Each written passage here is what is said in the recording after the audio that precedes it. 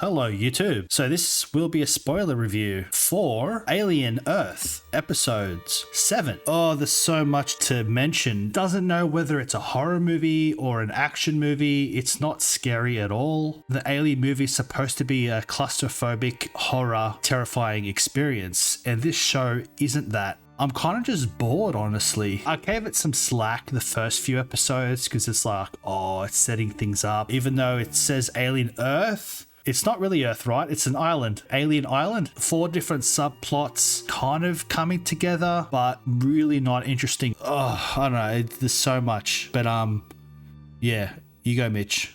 Well, I had to watch this episode twice. Once with you and then again with my mother because she's watching it as well. Yeah, watching it a second time, my thoughts on it basically remain the same. I've said it before from previous episodes. I just feel like they've gone with like a first treatment kind of script and nothing was polished. It's supposed to be intelligent because that's the themes that we're working on. We're working on higher intelligence, sci-fi, robots, androids, hybrid experimentation, research, and testings, and it doesn't convey belief with the script. The script is so dumb. In terms of like derivative plot narrative, man. Like example, we open on this episode with Slightly. The previous episode, Slightly carried Arthur, who's now getting impregnated with a facehugger, into a ventilation shaft, which is conveniently the size of a freaking room. Cool. To avoid the fly, which is an immediate danger to synthetics because it can actually eat them. Cool. You know, they introduced a species that is directly a threat to the synthetics. At this point, we thought they're pretty superior in terms of their strength and all, and intelligence and all that. So you're thinking it's going to be basically him hiding in the rafters or whatever of this facility, but no. The episode opens on him having gotten to his bed with Arthur basically stowed away there. Like, where do we get from that to that? Like, is the show trying to tell us that the research facility, the secure facility, is connected from all these catwalks and ventilation shafts where anybody can just open up a vent and enter the secure lab? Yeah, and then you can drag a body with a face hugger to the bedroom with nobody noticing. Yes. But then again, it's supposed to be like, yeah. Yeah, okay. You know. Everyone could say Kirsch was behind it all. True, but but there's no way of him knowing predictability with security. You know what I mean? The whole Prodigy Island is supposed to be under lockdown because they're expecting an attack from Weyland, right? So there should be security around every corner. Oh yeah, true. There is no way that Slightly would have been able to navigate through that unless there was a direct catwalk to his bedroom. You know what I mean? Yeah. So, in terms of baseball rules, that's strike one right there. In unrealistic. Terms of this dumb, unrealistic plot convenience. And then when we follow on to Smee coming into it.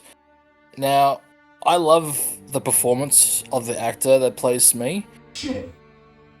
I think out of all the child androids, Smee is the best actor in terms of acts like a kid, but they've done absolutely nothing. What are you talking about? In terms of the whole Lost Boys group, I feel like Smee is the only one that I'm seeing. He's acting the best as a 10-year-old child in an adult body.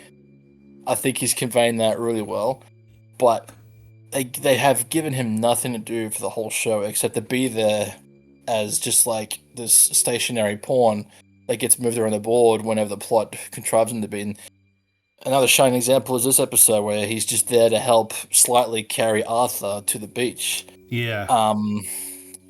In time for this facehugger to stop impregnating Arthur. Okay, cool, but now you're telling me the 3 of them, including, the third one being an unconscious body, are going to navigate through this facility without being detected by security or cameras again. It's just like... It just draws me out of it every time, man. So that's like the opening scene of this episode, setting up this episode, and I'm already off the bat going, oh, this is so just unrealistic, man. Yeah. They actually makeshift the raft. Oh wait. Yeah, it must have. Oh. They wouldn't have just found that. It's been talking to me in my head. What? She asked me to bring Arthur to the beach.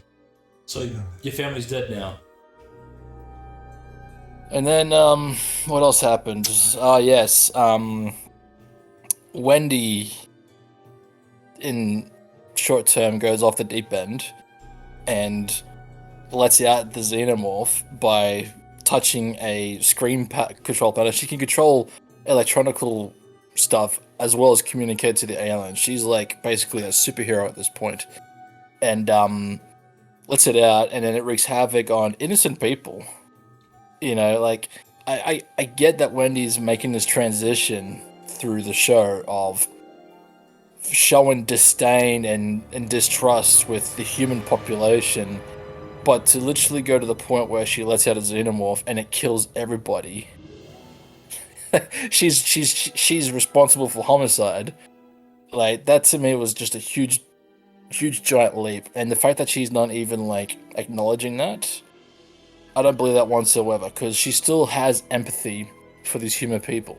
She's still showing like a consciousness and a morality. For her to just say, yeah, let's let the Xeno out and it can kill whenever I feel like I need it to kill people, that to me is like 3 seasons worth of transition.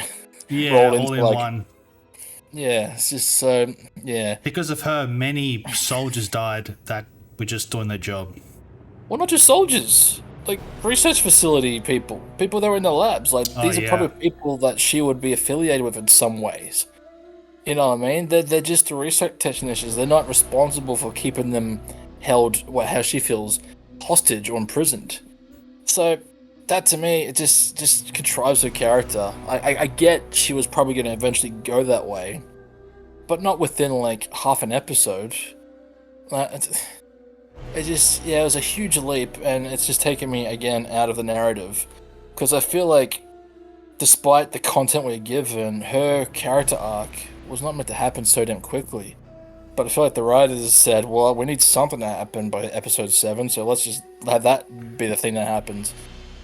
Okay, so it happens, and no one seems to be... Everyone's nonchalant about it except her brother, you know, Joe Hermit, who, as much as I want to, like the guy, he just comes off as so... An insecure 16-year-old. Yes.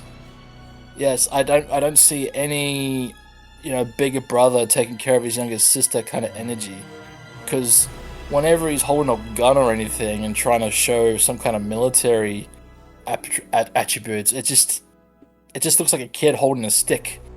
And, yeah, I just feel like I keep saying it every episode we review, he's just the wrong choice for this role. They should have, if they can have one character who's a little bit masculine, let it be the big brother, to showcase he is inferior, but there's a physicality to his character being in the military as a security medical officer. Just something a bit more believable than this little shrimp that looks like he just came from like a bloody work parade march, you know? I just don't believe him having this big brother energy. I've said it before in the previous reviews. He just comes off. You don't think? As a wuss. Yeah. Nah. He's never inserting himself in situations. It's like, okay, I'll do whatever you want, sis. He's on a transport. And it's just with his stupid carrot hair. Everybody's got the carrot top hair these days, the broccoli hair. It's just like, ugh. Again, taking me out of it. But let's try and stay focused on the story. So that subplot's happening. They're trying to get to the boat. And do you want to take over for a bit, Josh? Oh, dude, the whole slightly Morrow, that whole thing was set up like Morrow's this freaking super genius is manipulating this kid. Then all of a sudden, what happens? The alien comes out of the scientist's stomach, and the Morrow's like, "Oh, mission failed. We'll get him next time." And I just feel like that whole thing was setting up to something, and it was just like, yeah, and just ended with like, you know what I mean? It was just That so- sequence when Slightly is like, "Oh, please, please, don't kill my mother, please, please, please." I was just waiting for Morrow to just shoot them both. should have both. They're You know? useless now. They're not any help. So I don't know why. I would- I guess Yeah, I they don't can know. be cannon fodder in a sense. Yeah, I don't know. I That guess, whole but- story just went to absolutely nothing. And then there was that whole stare down between Morrow and fucking Thingomy Bob. Gosh. Kirsch. It's like hit him over. Okay. And that's it. Inspector Gadget.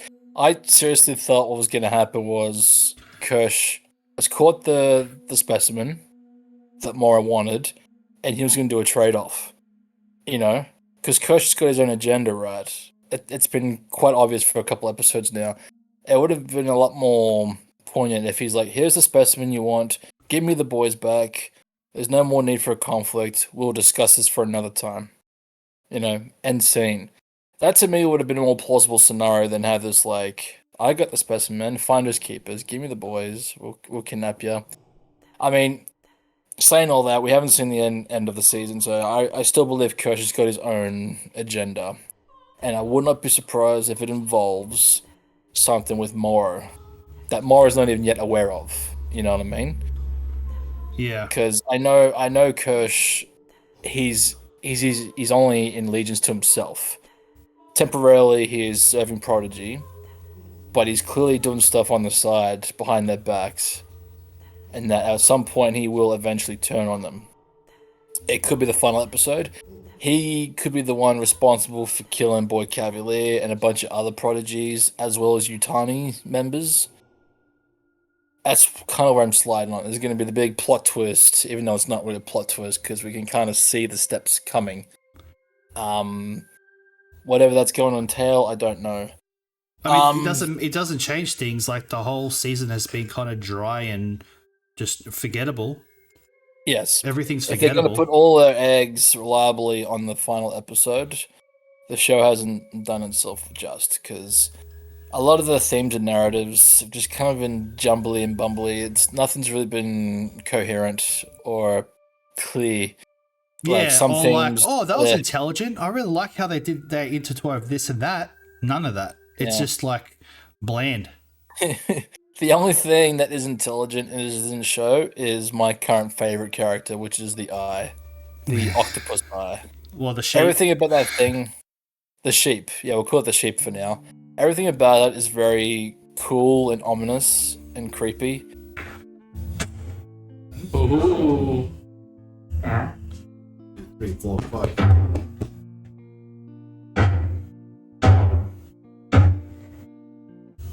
And now the fact that Boy Cavalier has seen how intelligent it can be, like it knows pie. I was like, alright, cool. Now he wants to put it into a human host. Okay, that's So- cool. Yeah. I remember that now.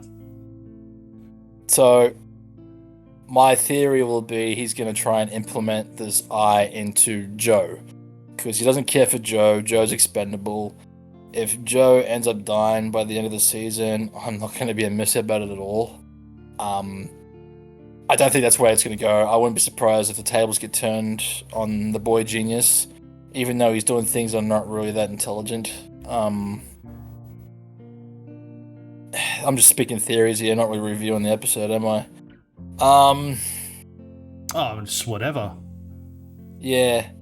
I don't know. It's just the flow of it, man. It's like when they came about creating the show, I feel like they just introduced way too many characters for their own good. You know, there's characters that don't do anything for episodes, and we're supposed to remember what their intentions are. Like, I forgot her name. I thought it was Nancy, but it's not. It's Curly. Curly, who's one of the hybrids, who in one episode was like trying to prove herself to Boy Cavalier. Like, I can be smart, I can be dependable. But then 3 or 4 episodes later, she's done nothing with that as a character arc. She still just floats around. She just disagrees with the main actress. Yeah. The main Like, character. have her do stuff similar to what Nibs is going through. Have her, like, rebel Nibs, or at least become a threat for Wendy and the others. Showcase her being smart or something to be feared. She's done none of that. And if they showcase in this episode, aha, I was behind something the whole time, it's just not going to be believable. It's going to feel so forced. Yeah, like she was trying to impress Boy Cavalier or let her do something that actually impresses him enough to be like, oh, maybe she can like be really useful to me after all. But none of that. Yeah, well, I mean, like, the only time we got to see her show anything was she learned, I think, Spanish from reading a book. That was like episode 4. And ever since then, nothing's happened with her, like, in progressing. Because there's episodes where she's just there in the background doing nothing, still playing with the other Lost Boys. So it's like that plus a bunch of other narratives, man, the sub-narratives that they just seem to neglect, you know? And Nibs, by the end of this episode went crazy again, which I'm glad, but it kind of defeats the purpose of having erased the memory the previous episode, right? Just to have her smack right there again where we left off, being violent and hostile and not even recognizing what she's doing. Yeah. That was pointless. It's like, yeah, it's like he's a tranquilite, like he's the Man in Black Flash, and that's it. Yeah. It's pointless.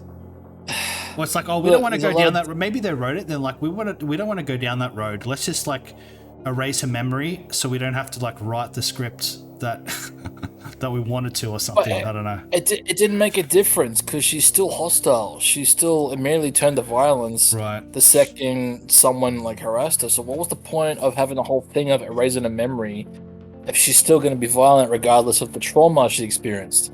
It adds the same. Like, yeah. It was stupid. So we're going to be going back and forth, but while we're talking on Nibs, the final sequence of this episode when her, Wendy, Joe Herman, and their pet dog Zeno get to the boat to escape, and of course it's an ambush. The other expendable soldiers, as they call themselves, are there, plus 20 others, and they surround them, they hold them at gunpoint, and that's when Nibs goes crazy and rips off what I assume was the squad's leader. Literally rips off the guy's jaw before, Dragon Ball punching him into the water. And then there's a struggle between Joe, Wendy, and 2 other soldiers. Meanwhile, there's a whole squad of 20 soldiers just with their guns, and they stand absolutely still and do nothing about it. Like, yeah. I don't know how long the struggle goes for, but it's enough for one of them that whole thing, it's like, that was a high budget kind of scene with the alien, and but it's like, well, they're the merchandise, right? That's what they're the merchandise, but still, like, these are soldiers, and they just saw their squad leader who gave that order just get killed. You know what I mean? You're not going to just stand there and watch a fight happen and see who's going to win the scuffle. Like, you're going to do something. You're either going to be trigger happy, or you're going to interact and get involved. But no, they're literally just holding there with their guns the whole time when this stupid little scuffle happens. It would have made a lot more sense if it was just those 2 soldiers waiting in the boat to ambush them. And they said, we can't let you do this, Joe. You know what I mean? You're going to get yourself killed, or even us culpable to whatever. We're going to take you back to Prodigy headquarters. And then they have a scuffle with just the 2 of them. Because they are the 2 characters that are involved in that situation. The others were just background characters, you know what I mean? Yeah. They take the most boring route. It was very boring. Like, it was just illogical, man. It was just like, no one in their right mind, and they're trained soldiers. They're not just going to be like, oh, I'm scared to get involved. They're going to do something about it. But they don't. It makes no sense why they just stood there with weapons. And they got weapons to tase them, to tase Nibs and Wendy, to bring them down and subdue them. Why didn't they try to use them? Joe ends up being the only one that uses it on Nibs. You know? And meanwhile, that whole time, even when Joe decides to knock out Nibs, the soldiers are still just standing there. Yeah. Yeah, and what I was saying about the boring thing is, and dude, during the episode, you saw these soldiers with sweet guns, the minigun, the guy with the minigun, and they didn't. Yep. The only time we see the gun is when, I forgot his name, kind of shoots for like a half a second, and that's all the shooting is in the episode. It's like they held 2 back. It's like, oh, we want to hold back, we want a story orientated show, but the story sucks, and then we see the people with the guns, and we can see some cool action happen. We don't see. I want to see a guy with a minigun going, "Ah!" like spraying down the bush trying to kill the alien or something. We don't even get that. We don't get anything, man. We get this boring B grade kind of like interaction, but like drama, basically. Yeah. Maybe the next episode. Who knows? Oh yeah, who knows? They got 20 soldiers that are just gonna stand there and do nothing. So there's plenty of cannon fodder. I feel like I'm missing something. Well, the sequence you're talking about when they actually do shoot off a couple bullets before the Xeno gets to them. Like watching that a second time, that soldier had a clear line of sight on that Xeno that was falling from the tree. Right. Yeah. Like, if you know the M41 pulse rifle as I do, it's a showcase weapon in Aliens. They do damage to an alien. They basically explode them. You're telling me like one of those bullets did not clip that alien? Or at least have a cool scenario where the aliens come, he's like, oh, boom, and he nips his shoulder, the alien's shoulder, and you see like blood splatter. It would have been cool to something. But it's like they have no. It's like an old grandpa wrote it that is just bored of life or something. I don't know. Yeah, limited. I mean, it's all gonna come the next episode, right? I mean, that's where the big too bang late. is It's too gonna late happen. though. Yeah, You could have. Where's all the fun? Where's the fun at? milking the teat for everything it's got. It's telling you it's trying to be patient and all that, but in the meantime, they just don't have a cohesive narrative. I want to like this show so much. Oh, me too. Yeah. As each episode goes on, there's just more and more cracks in the script that are just so obviously exposed, and I don't see how they can bring it home to have me interested in a season 2. The only thing that I could say that would make me a little bit interested if the cliffhanger is somehow Predator gets involved. Because if you're going to go off the deep end and be stupid, you might as well just throw a Predator involved. Let's just do it. Yeah, may as well. And I don't know where this Like I whole said- Blade Runner and throw Blade Runner and Predator in it. Go all out. Replicants, yeah. See, again, two things that Ridley Scott made originally, Blade Runner and Alien, and they were philosophical, intelligent stories. All right, there was an intelligence behind them, and what the characters did in there was either smart thinking or insightful philosophical ideologies that have questions with eventual answers. This doesn't have any of that. I feel like it is directed and written by people that are a bit in over their heads with that kind of material. And it really should have been handed over to someone with more experience in those fields, which was, Ridley Scott. I'm probably, jerking Ridley a bit. He's done some bad films recently, but he knows the source material. Or you can go over to someone like Alex Garland, who, if you know who he is, he's my favorite screenwriter. He's done some really great sci-fi intellectual stuff recently. And have him just do a rehash of the script, man, because it severely needed a polish. And unfortunately, for whatever reason, this is the script we got. And apparently the whole production crew were happy with it. I sincerely doubt that. All I can say in a positive note about it is I'm